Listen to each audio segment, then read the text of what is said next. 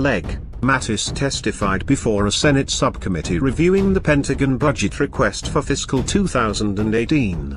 "What I'm looking for is a deterrent that will be most compelling to make certain these weapons are never used."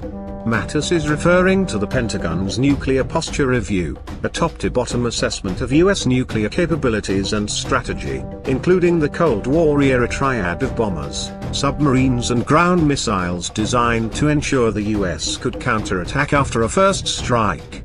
Mattis' comments came under questioning from California Democrat Senator Dianne Feinstein, who has been waging a lonely fight against one nuclear weapons system in particular, the Long Range Standoff, or LRSO, Air-Launched Nuclear Cruise Missile. "I do not see it as an effective deterrent weapon," Feinstein said.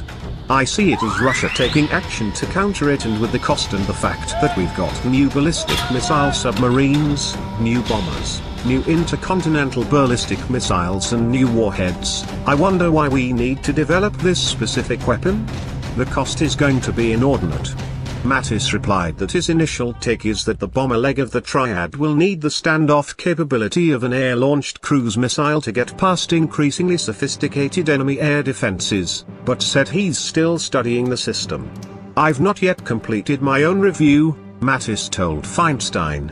"I would say though that we have got to make certain the bombers can get through if there to be a valid deterrent from these weapons ever being used." Feinstein seemed to be encouraged when Mattis said he would be consulting with former Defense Secretary William Perry, who has advocated eliminating one leg of the triad by phasing out the land-based intercontinental ballistic missiles. Perry is also strongly opposed to developing new nuclear cruise missiles, which he says are uniquely destabilizing weapons, because an adversary cannot tell a conventional missile from a nuclear-armed version, risking miscalculation in a crisis.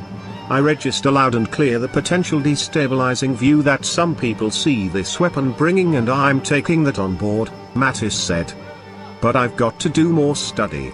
Feinstein said she has had extensive discussions with people in the military and has concerns that the LSRO may in fact represent a new generation of nuclear missiles, not just an